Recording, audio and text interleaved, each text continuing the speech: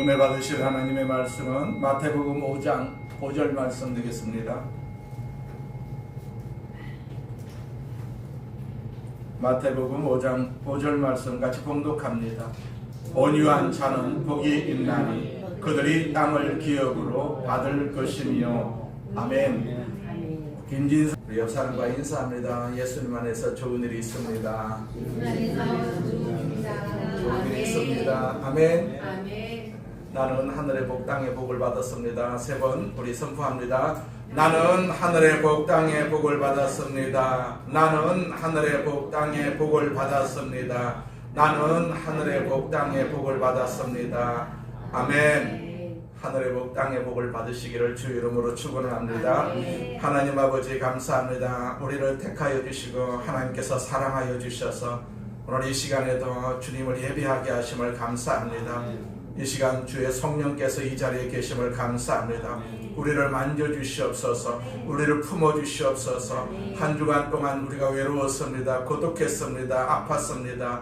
하나님 아버지 모든 것을 다 해결하여 주시옵소서. 품어주셔서 건강하게 하여 주옵시고, 품어주셔서 영적으로 충만하게 하여 주셔서 하나님을 예배하는데 부족함이 없도록 주께서 기름 부어 주시옵소서. 안수하여 주시옵소서. 이 자리에 참석하지 못한 우리 모든 성도들에게도 주께서 이 시간 그곳에 임하여 주시옵소서. 그곳에 역사하여 주시옵소서. 아버지 동일하게 역사하시는 하나님 감사합니다. 충만하게 하시는 축복이 오늘 말씀을 통해서 우리 가운데 임하여 주시옵소서. 예수님의 이름으로 기도드립니다. 아멘. 마태복음 5장 5절 말씀을 가지고 온유한 자의 복이라는 제목으로 같이 은혜를 나누고자 합니다. 그 이탈리아 르네상스 시대 정치가이고 외교관, 또 사상가로 현대 정치학의 초석을 다진 평가받는 인물이 있습니다. 그 니콜라 마키아벨리라는 사람인데요. 그분이 한 얘기 가운데 이런 얘기가 있어요.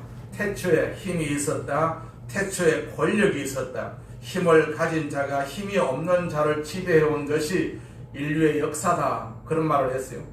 자, 국가와 국가 사이 혹은 집단과 집단 사이 개인 대 개인의 관계에 있어서도 이것은 사실이었어요. 그러나 19세기 전만 해도 이런 집단의 힘, 집단이 가지고 있는 어떤 힘이나 아니면 개인이 가지고 있는 힘을 되도록이면 드러내지 않고 어느 정도 감추는 것이 미덕이라는 그러한 관념이 존재하고 있었어요. 그러나 인류가 세계 제1차 대전, 2차 대전을 겪으면서 그 20세기에 도달하게 되니까 사람들은 이런 관념 자체를 포기하기 시작했다고 지적하고 있어요. 이제 자기 비하나 혹은 자기 절제로 표현되는 이 겸손이라는 것이 더 이상 미덕이 아닌, 더 이상 그것이 미덕일 수 없는 시대를 우리가 살아가고 있습니다.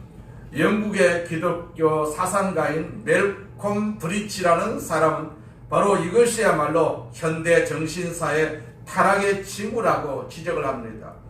우리가 20세기 초만 해도 사람들의 말이라든지 아니면 사람들이 쓴 글을 읽어보게 되면 겸손의 덕을 칭송하는 것을 우리는 쉽게 대할 수가 있었어요.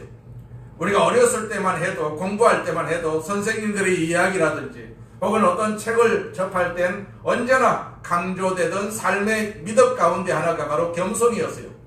자기를 감추는 것, 자기를 좀 낮추는 이 겸손이 늘 강조가 되었어요. 시편 37편 11절에도 보면 겸손한 사람들은 땅을 영원한 유산으로 얻을 것이고 완전한 평화를 누리게 될 것이다. 그런 말씀을 하셨어요. 이 겸손은 예나 지금이나 하나님의 축복으로 받을 수 있는 그러한 도구라는 사실을 알 수가 있어요. 그러나 현대 심리학의 발달과 함께 현대인다운 그런 행동으로서의 강조되기 시작한 것 중에 하나가 바로 소위 자기 주장의 행동입니다. 자기 주장의 행동. 자기를 주장하는 것, 또 내 목소리를 높이고 내 권리를 찾는 자기 주장의 행동이 현대인다운 행동이다 라는 것이 계속해서 사람들에게 주입되고 있습니다. 이것이 자기를 표현한다는 측면에 있어서는 물론 긍정적일 수가 있습니다. 그러나 이것이 우리의 이기심의 표현이나 이기심의 충족을 지향하는 것이라면 자기 주장의 행동, 이것은 매우 파괴적인 영향을 가져올 수도 있지 않겠어요? 오늘날 우리가 회사 같은 데서 입사 시험 면접장에서 옛날 같은 이런 고백을 하는 사람은 아마 없을 것입니다. 저는 부족한 것이 참 많습니다. 저는 이런 것도 부족하고요, 저런 것도 부족합니다. 그러나 저는 회사에서 시키는 대로 열심히 일하겠습니다. 이런 말을 했다가는 회사 시험에서 떨어지기 딱 맞을 것입니다. 자기 자랑을 해야 됩니다. 자기가 가진 특기, 내가 가진 어떤 탤런트는, 또 내가 회사에서 기여할 수 있는 저는 이런 장점을 가지고 있습니다. 자기 주장이 현대인들의 생존 방식이고 또 삶의 양식이 되고 있습니다. 그래서 현대인들의 이 산상수훈의 이 세 번째 복은 이렇게 고치는 것이 합당할지도 모릅니다. 자기 주장의 목소리, 자기 주장의 태도를 가진 자는 복이 있나니 그들이 출세할 것이다. 이것이 좀 더 지나치게 되면 아마 이런 고백이 될지도 모르겠습니다. 거짓되고 교만한 자가 복이 있나니 그들이 성공할 것이다. 자, 그러나 이 시대와 함께 변할 수가 없는 주님의 말씀을 통해서 주님은 이렇게 말씀을 하십니다. 온유한 자는 복이 있나니 그들이 땅을 기업으로 받을 것이며. 자, 여기서 주께서 말씀하시는 이 온유는 도대체 어떤 것일까요? 온유의 정의, 주께서 하신 이 말씀 속에서 우리가 어떻게 하면 이 온유한 사람이 될 수가 있을까요? 첫째로 그 온유의 정의를 보겠습니다. 그 온유라는 단어의 한자 그대로 풀이를 하자면 따뜻할 온자고 또 부드러울 유자를 쓰고 있어요. 그러니까 따뜻하고 부드럽다라는 뜻이 바로 온유라는 뜻이라고 할 수가 있어요. 하지만 이 단어는 단순한 성격을 넘어서 심리적 아니면 종교적으로 더 깊은 의미를 담고 있어요. 또 사전적인 뜻은 성격이나 태도가 온유하고 부드러움을 의미합니다. 겉으로 드러나는 모습이 거칠지 않고 좀 친절하고 조용한 상태를 말합니다. 한 히라보 학자는 온유라는 단어, 그 성경에 나타난 온유의 개념을 이런 문장으로 설명을 했습니다. 온유란 인간에게 주어진 물질적이거나 정신적인 힘이 잘 조절되어 그의 인격 속에 나타나는 덕이다. 그렇게 정의를 하고 있어요. 예수님 당시에 이 단어는 주로 세 가지 경우에 가장 많이 사용이 되었다고 합니다. 그 온유라는 단어 어원이 되는 헬라어, 그리스어죠. 그리스어는 그 프라이비스라는 단어입니다. 프라이스. 이 단어가 쓰여졌는데, 첫째는 어떤 사람들이 병을 앓을 때 고열로 열이 높아져서 고생을 할 때 굉장히 고생을 많이 합니다. 그럴 때 한순간에 그 열이 잡힙니다. 그러면 사람들은 말하기를 이제 괜찮다라는 말 대신에 프라이비스, 이제 열이 잡혔다, 그런 의미에서 온유의 단어가 쓰여졌다고 합니다. 프라이스라고. 둘째는 그 사람 바람이 불기 시작합니다. 많은 피해를 입히고 사람들이 어쩔 줄 몰라 하는 와중에서 한순간 갑자기 바람이 잦기 시작합니다. 그러면 사람들이 말하기를 프라이스, 바람이 잦았다, 바람이 온유해졌다, 이럴 때 쓰여지기도 했고, 세 번째는요, 야생마를 데려다가 집안에서 기를 수 있는 그런 동물로 바꾸는 과정에서 훈련을 하게 되지 않겠어요? 야생마가 더 이상 사람들에게 위협이 안 되고 잘 길들여졌습니다. 그런 야생마를 가리켜서 이제 프라이스, 온순해졌다, 이런 단어를 썼다고 합니다.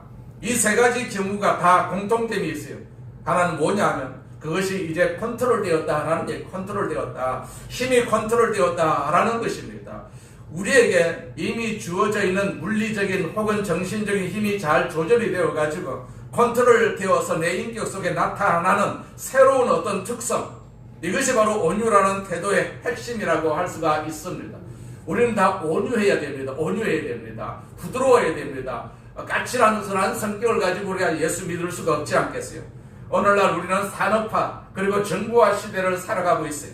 이 시대를 살아가면서 우리 현대인들에게 잃어버려지기 시작한 현재의 삶의 태도 하나가 있다면 그것은 아마도 자기 절제의 상실이 아닐까 생각을 합니다. 자기 절제가 자꾸만 잃어버려져 가고 있다는 사실입니다. 문명은 발달합니다. 삶은 더욱더 편리해지고 있습니다. 살기가 좋아지고 있어요. 그런데 사람들은 더 신경질적입니다. 사람들은 더 파괴적이 되어가고 있다는 얘기입니다. 조그만 일에도 참지 못합니다. 쉽게 분노하고 터뜨리고 인내심을 잃어버린 사람들이 되어가고 있어요. 그래서 무차별로 사람들을 해치는 그런 사건들이 도처에서 많이 일어나는 것을 볼 수가 있어요. 우리 한국 사람들은 특별히 그런 것 같아요. 얼마나 참지를 못합니까? 쉽게 화를 내고 그 화를 터뜨립니다. 잠시라도 그 신호등을 기다리는 동안에도 그 순간에도 참지를 못합니다. 인내심이 없어요. 조금만 늦어도 계속해서 뒤에서 크락션을 눌러댑니다. 급합니다. 우리 한국 사람들은 왜 이렇게 급해졌느냐? 어떤 분이 글을 썼는데 그건 언제부터 그렇게 되었느냐 하면 라면을 먹기 시작한 때부터 그렇게 되었다라고 지적을 하고 있어요. 라면이 나오기 전만 해도 우리는 밥을 짓기 위해서 얼마나 장시간 동안 밥을 뜸들이는 시간이 있었습니까? 다 지은 다음에도 또 아랫목에다가 그 밥을 파묻어 놓고 어른이 도착할 때까지 계속해서 기다린 다음에 그 다음에 정성스럽게 밥상을 차리곤 했지 않습니까? 이제는 후다닥 통합니다. 후다닥이 통합니다. 즉각적인 문화가 성행했어요. 당장 끓여서 당장 먹어야 되니까 이제 더 이상 우리는 기다릴 수가 없는 사람들이 되었어요. 더 급해지고 더 사나워지고 더 쉽게 분노하고 터뜨리면서 우리는 인생을 살고 있어요.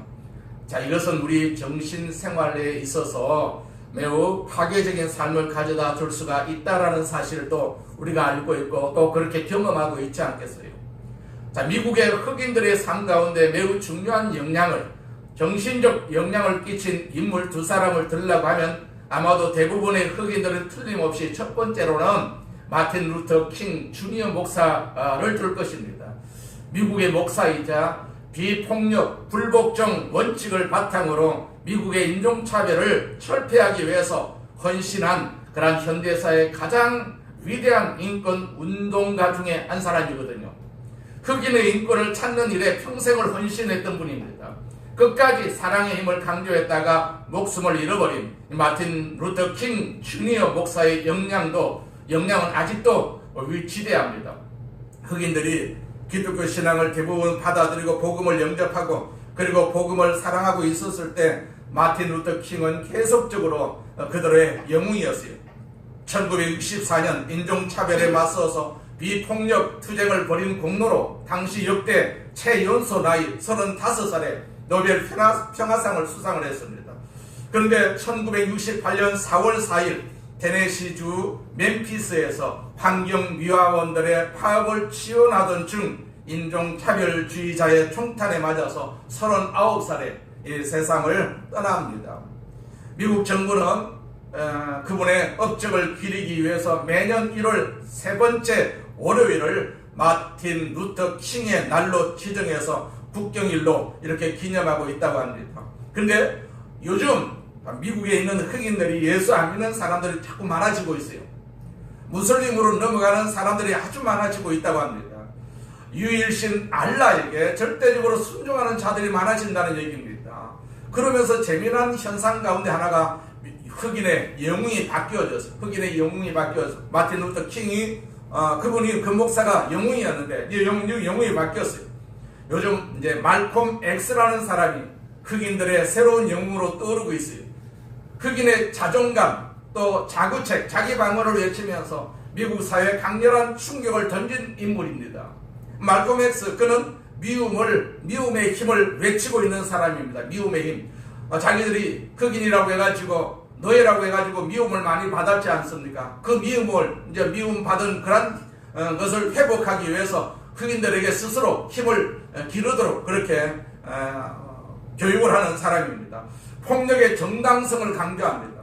우리가 사랑만을 강조하는 것으로 우리의 인권이 찾아지지 않는다. 우리의 인권을 권리를 회복하기 위해서는 우리는 폭력의 정당한 권리를 사용해야 한다 라고 그는 주장합니다. 누가 당신의 뺨을 때리면 당신은 그의 목을 쳐라 그렇게 가르칩니다. 킹 목사의 비폭력주의를 비겁한 타협이라고 비판을 합니다. 이것이 흑인들의 미래를 매우 불안하게 할 것이라고 우리가 생각될 수밖에 없지 않겠어요. 그 마틴 루터 킹 주니어 목사와 말콤 X의 차이, 이 두 사람의 인물의 현저한 차이가 있다면 마틴 루터 킹 목사가 지향한 것은 조절된 힘이라면 결국 말콤 X는 터뜨리는 힘, 폭발시키는 힘을 강조하고 있어요. 여러분 힘을 컨트롤하는 것하고 힘을 폭발시키는 것하고 어느 것이 쉽습니까? 어느 것이 어렵습니까? 다시 바꿔서 질문을 드릴까요? 여러분 참는 것이 어렵습니까? 터뜨리는 것이 어렵습니까? 우리가 철학적으로 그 생각할 필요가 없고 그냥 내 자신을 생각하면 됩니다. 터뜨리는 것이 훨씬 더 쉽지 않겠어요? 금방 우리는 화를 낼 수밖에 없습니다. 참는 것이 굉장히 어렵습니다. 참는 것이 어려워요. 어렵기 때문에 참는 것이 위대하다라고 성경에서 말씀하고 있거든요. 잠언서 16장 32절에 보시게 되면 자기 마음을 다스리는 자는 용사보다 낫다, 그렇게 말씀을 하셨어요. 내 마음을 다스리는 자는 용사보다 낫다, 성경은 그렇게 말하고 있거든요. 참을 수 있는 힘이야말로 참된 힘이라고 할 수가 있습니다. 다스려질 줄 아는 힘, 이것이 성경이 말하는 온유라는 개념의 핵심입니다. 그래서 어떤 성서학자는요, 온유를 간단한 말로 정의할 때 이것은 다스려진 힘이다, 컨트롤되는 힘이다, 다스려질 줄 아는 힘, 이것이야말로 참된 힘이라고 그렇게 말하고 있어요. 이 힘만이 우리 인류를 복되게 할 수가 있다는 얘기죠. 마틴 루터 킹 주니어 목사의 스승은 사실상 인도의 그 마흐트마 간디였다고 합니다. 간디. 그는 간디에게서 비폭력 운동의 지혜를 배웠다고 합니다. 간디가 평생을 걸고 그가 지향했던 한 가지 중요한 정신을 가리켜서 인도 사람들은요, 시티아 그라하라고 그렇게 불렀어요. 시티아 그라하. 자, 진리에 대한 굳건한 의지를 뜻합니다. 진리를 지키는 힘, 정신의 힘. 간디가 그 인도의 노동운동과 민주운동을 이끌면서 독립운동을 할 때 계속적으로 자기를 따르는 사람들에게 외쳤던 메시지가 있습니다. 이런 메시지입니다. 여러분이 영국인을 사랑하십시오. 그들을 폭력으로 대하지 마십시다. 우리는 제도와 싸우고 있는 것이지 사람들과 싸우는 것이 아닙니다. 정당한 방법과 태도로 우리의 의사를 표현하십시다. 그것이야말로 진정한 용기인 것입니다. 미움은 승리를 가져다 줄 수가 없습니다. 사랑만이 진정한 승리를 가져다 줄 것입니다. 영국인이 우리를 만약 매질한다면 그 매를 맞읍시다.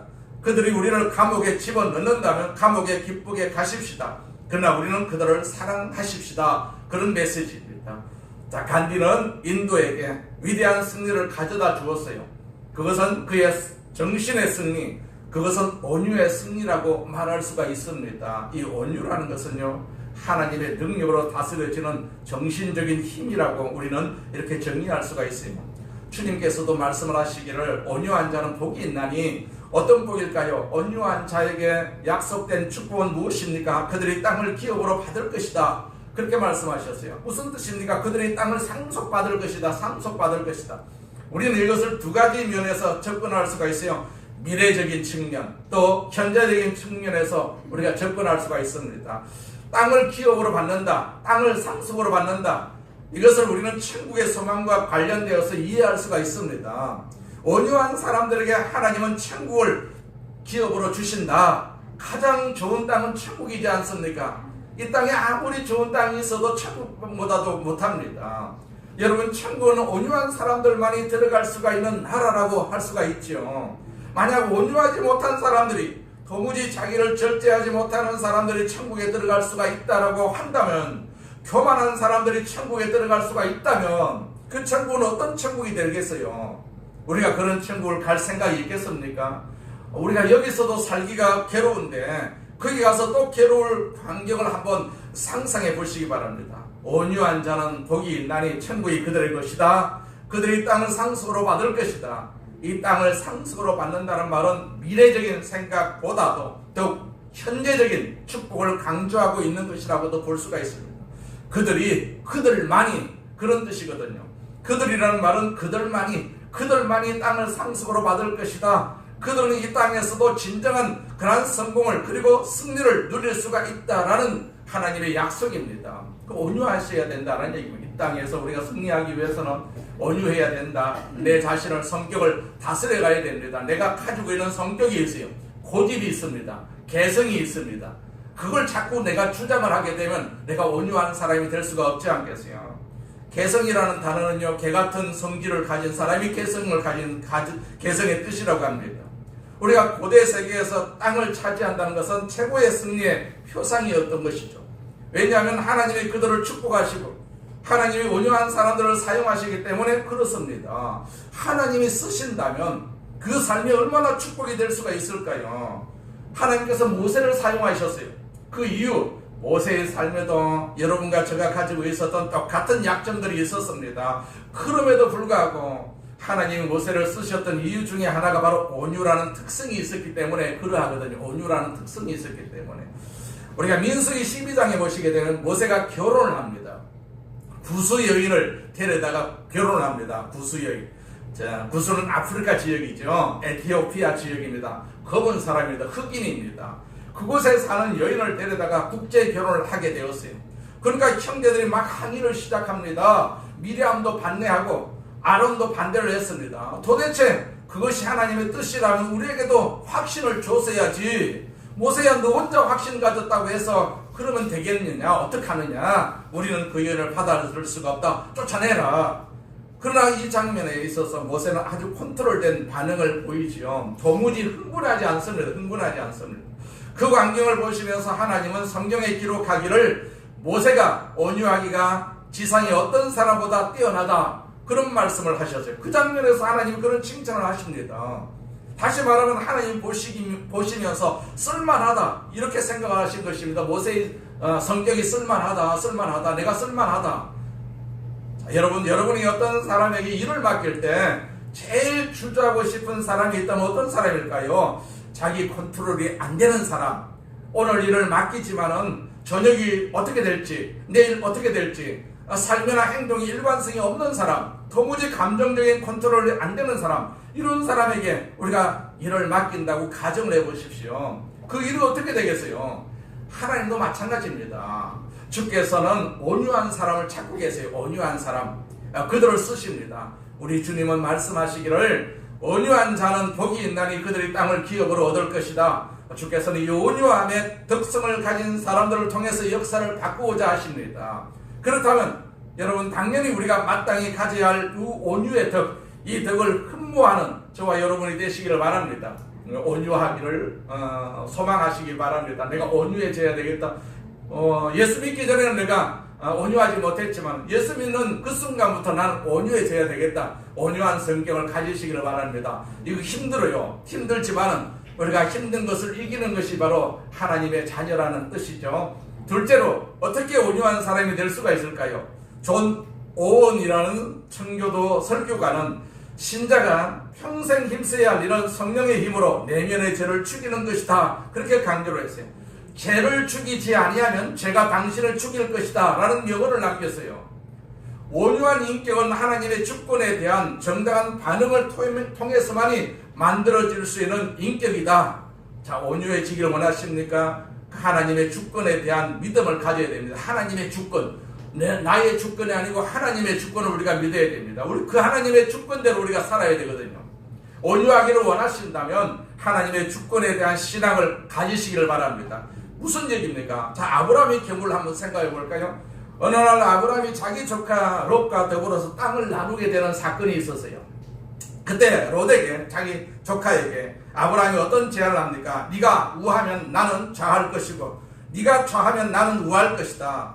자, 그렇게 되면 좋은 땅을 롯이 차지할 것은 분명한 사실이죠. 아브라함은 나쁜 땅을 갖게 될 것이 분명합니다. 여러분, 그 희생을 하실 용기가 있습니까?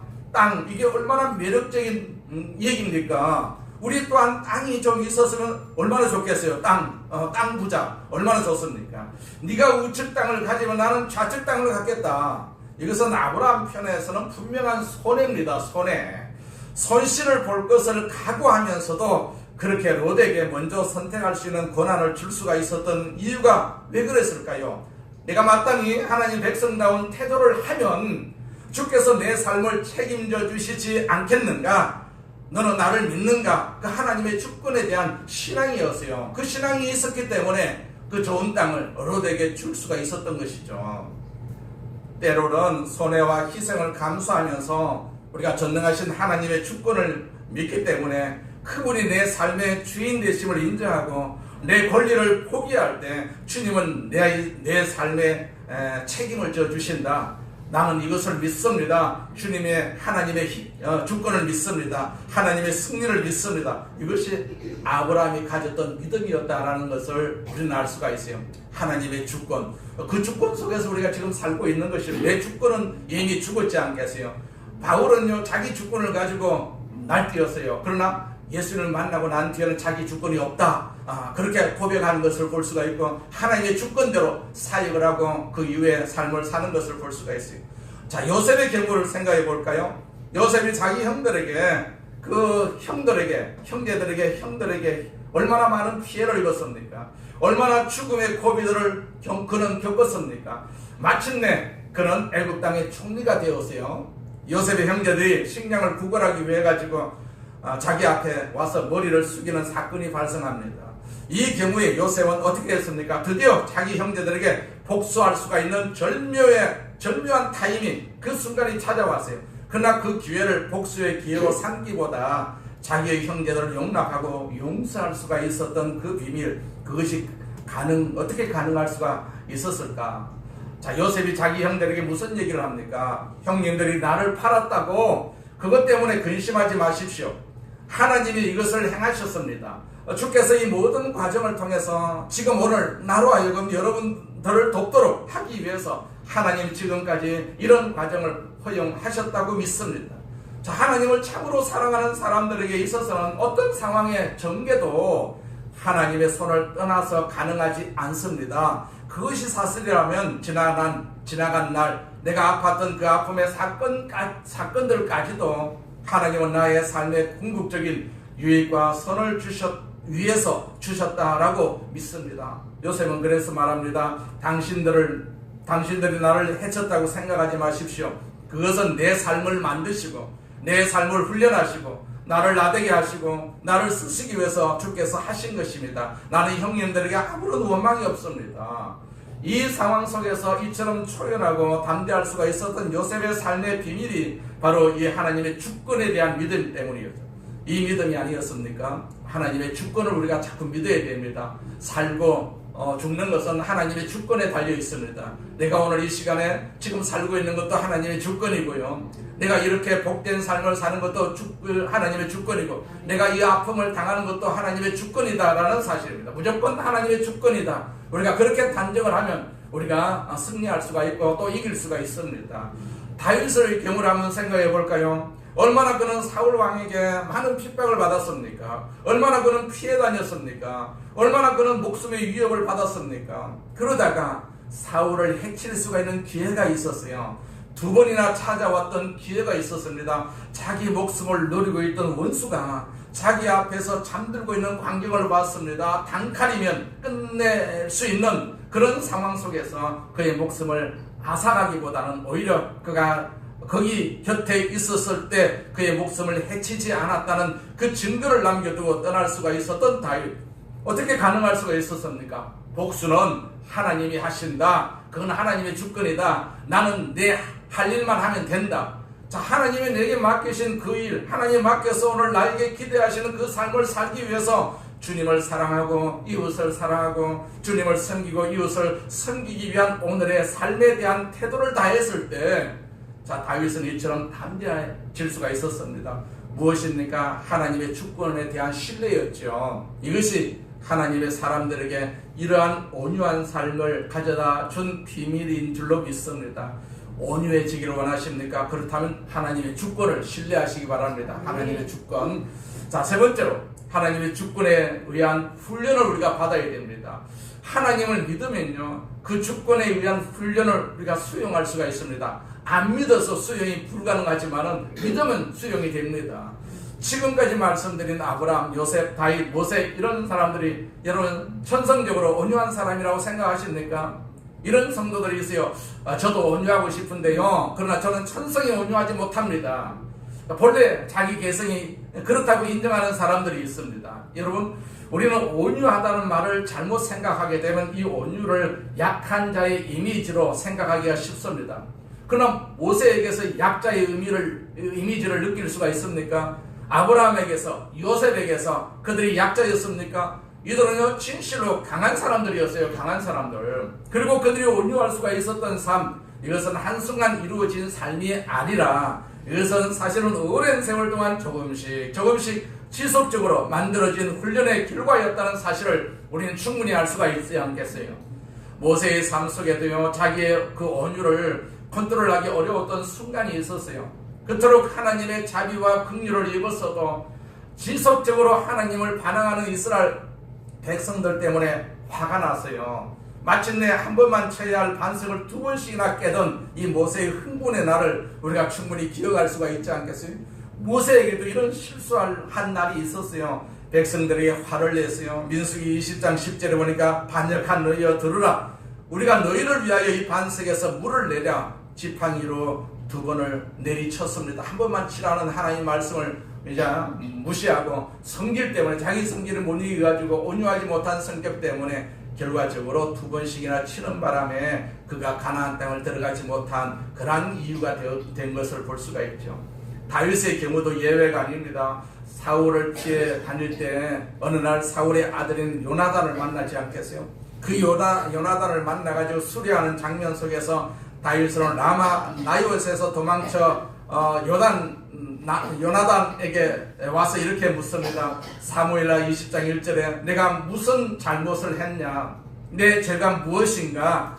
내가 자네 아버지에게 무슨 잘못을 저질렀기에 자네 아버지가 나를 죽이려고 하는가? 부글부글 끓어오르는 그의 분노를 표출하고 있는 장면을 우리가 볼 수가 있는 것이죠. 어쩌면 이 분노는 우리가 충분히 이해할 수 있는 분노일 수도 있을 것입니다. 모든 하나님의 사람들의 생애 속에 자기의 그 분노를 컨트롤하기 어려워하는 그런 상황 속에서 순간순간들을 우리의 삶 속에서 종종 우리가 경험할 수가 있습니다. 실수할 수도 있습니다. 실패할 수도 있어요. 그러나 이들은 마침내 서서히 더욱 그리하여서 완전한 온유의 사람으로 빚어져 갔던 것을 볼 수가 있어요.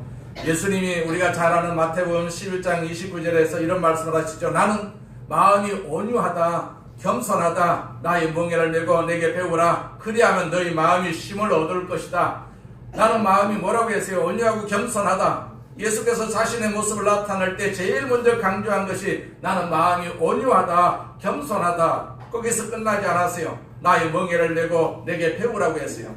이 온유의 덕이야말로 평생 우리가 학습해야 할 덕인 줄로 믿습니다. 온유하지 못한 순간이 있었습니까? 그러나 괜찮습니다. 주님의 용서를 구하면서 다시 일어나서 우리가 온유를 학습하면 됩니다. 온유를 학습하면 됩니다. 그리하면 마침내 온유를 배울 수가 있어요. 자꾸 배워야 되지 않겠어요? 하나님의 말씀을 우리가 자꾸 익혀야 됩니다. 말씀을 자꾸 들어야 됩니다. 자꾸 말씀을 묵상해야 됩니다. 그리고 마침 주님 앞에 서는 날 주님을 상당히 닮은 온유한 자로 세워지기 위해서, 그래서 갈라디아서 5장 22절 이하에 보시게 되면 성령의 열매를 말씀하실 때 그 열매 중에 하나에 온유가 들어가 있지 않겠어요? 사랑과 희락과 화평과 오래 참음과 자유와 양성과 충성과 온유와 절제니, 그런 말씀이 있습니다. 거기 온유가 들어가 있어요. 성령 충만하면 내가 온유해질 수가 있습니다. 성령 충만하지 아니하면 내가 온유할 수가 없지만 성령 충만하면 온유해질 수가 있다는 얘기죠. 내가 예수를 믿었을 때, 주님 앞에 왔을 때 내 안에 찾아오신 그 성령님은 계속해서 나를 이제 그들을 닮아가는 그분의 인격으로 빚어 만들기 위해서 역사하고 계신다라는 얘기. 성령께서 나를 만드실 때, 성령께서 나를 빚어 주실 때, 성령께서 나를 깨뜨려 주실 때, 그럴 때 성령의 훈련 앞에 나를 드리면서 나는 마침내 주님을 닮은 온유의 존재로 만들어져 갈 것입니다.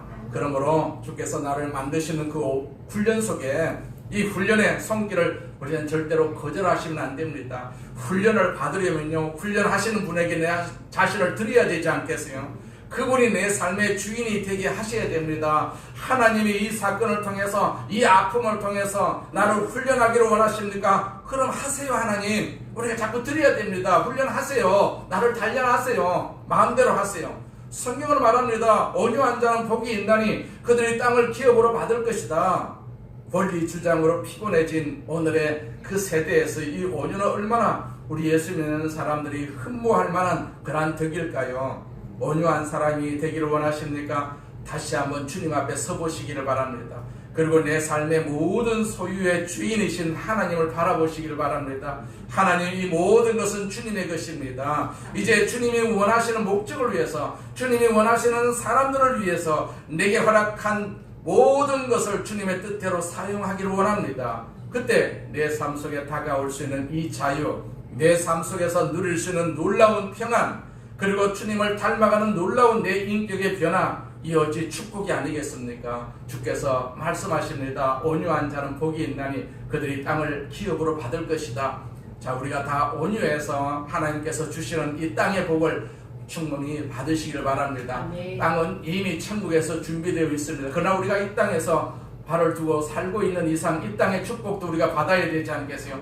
내가 축복을 받으면 내 자녀들이 복을 받고 또 내 자손들이 복을 받는 것은 당연한 것이라고 성경에서 말씀하고 있기 때문에 하나님께서 우리에게 이 땅을 살면서 축복을 주시기를 원하는 그 마음이 바로 내가 온유한 성격, 그 성격을 하나님께서 원하고 계신다라는 사실을 기억하셔서 이 한 해 온유하시기를 바랍니다. 온유하셔서 하나님 주시는 이 땅을 다 복을 받고 승리하는 하나님 영광을 돌리는 귀한 통으로 우리가 다 쓰임받아야 될 줄로 믿습니다. 전능하신 하나님 아버지 감사합니다. 우리 아버지 하나님께서 우리를 사랑하심을 감사합니다. 우리를 축복하심을 감사합니다. 우리가 주님을 닮아가는 그러한 온유의 사람이 되기를 원합니다. 주님으로부터 우리가 배우고 있습니다. 주님께서 온유하신 것처럼 우리도 온유해지기를 원합니다. 그래서 하나님의 뜻을 이루어드리는 귀한 도구로 아버지 오래도록 승리하면서 쓰임받을 수 있도록 주께서 역사해 주시옵소서. 이 시간 주의 영이 우리 가운데 임하여 주심을 감사합니다. 기름 부어 주시옵소서. 충만하게 하여 주시옵소서. 예수님의 이름으로 기도드립니다. 아멘. 우리 말씀을 생각하시면서 통성으로 한번 기도하겠습니다. 할렐루야. 전능하신 하나님 아버지 감사합니다. 감사합니다. 하나님 영광을 받으시옵소서. 우리 아버지 하나님께서 우리를 사랑하심을 감사합니다. 우리를 축복하심을 감사합니다. 우리를 복되게 하심을 감사합니다. 우리 모두가 다 온유한 사람이 되어서 아버지 땅의 복을 받고 천국의 복을 받는 복된 삶을 살아갈 수 있도록 인도하여 주시옵소서. 아버지 천국을 소유한 자는 아버지 이 땅에서도 충분히 복을 받을 수가 있습니다. 천국의 능력을 가질 수가 있습니다. 하나님 아버지 우리 모든 성도들이 다 온유한 성격을 가짐으로 말미암아서 이 땅에서 복을 받게 하여 주옵소서. 땅을 차지할 수 있는 능력을 주시옵소서. 땅을 차지할 수 있는 능력을 주시옵소서. 오 전능하신 하나님 아버지 감사합니다. 주님 영광을 받으시옵소서. 우리 주님 영광을 받으시옵소서. 우리 모두를 축복하심을 감사합니다. 우리 모두를 복되게 하심을 감사합니다. 저주는 따라갈지어다. 저주는 따라갈지어다. 저주는 따라갈지어다. 저주는 따라갈지어다. 악한 병마도 따라갈지어다. 악한 병마도 따라갈지어다. 우리 아버지 하나님께서 우리를 강건하게 알려주셔서 하나님으로도 쓰임받고 하나님의 허락하신 그 축복을 받아 누리는 복된 삶이 되게 하여 주심을 감사합니다. 하나님 아버지 우리 이웃이 우리를 통해서 복을 받고 우리를 통해서 이 나라가 복을 받는 역사가 있게 하심을 감사합니다. 다시 한번 우리를 사용하여 주시옵소서. 아버지 다시 한번 우리를 사용하여 주셔서 우리 자녀들이 복을 받고 우리 자손들이 복을 받을 수 있도록 주께서 역사해 주시옵소서. 하늘의 복을 주심을 감사합니다. 또한 땅의 복을 주심을 감사합니다. 주여 영광을 받으시옵소서. 우리 주님 영광을 받으시옵소서. 주님 영광을 받으시옵소서. 할렐루야. 감사합니다. 감사합니다. 감사합니다. 감사합니다. 예수님의 이름으로 기도드립니다. 아멘.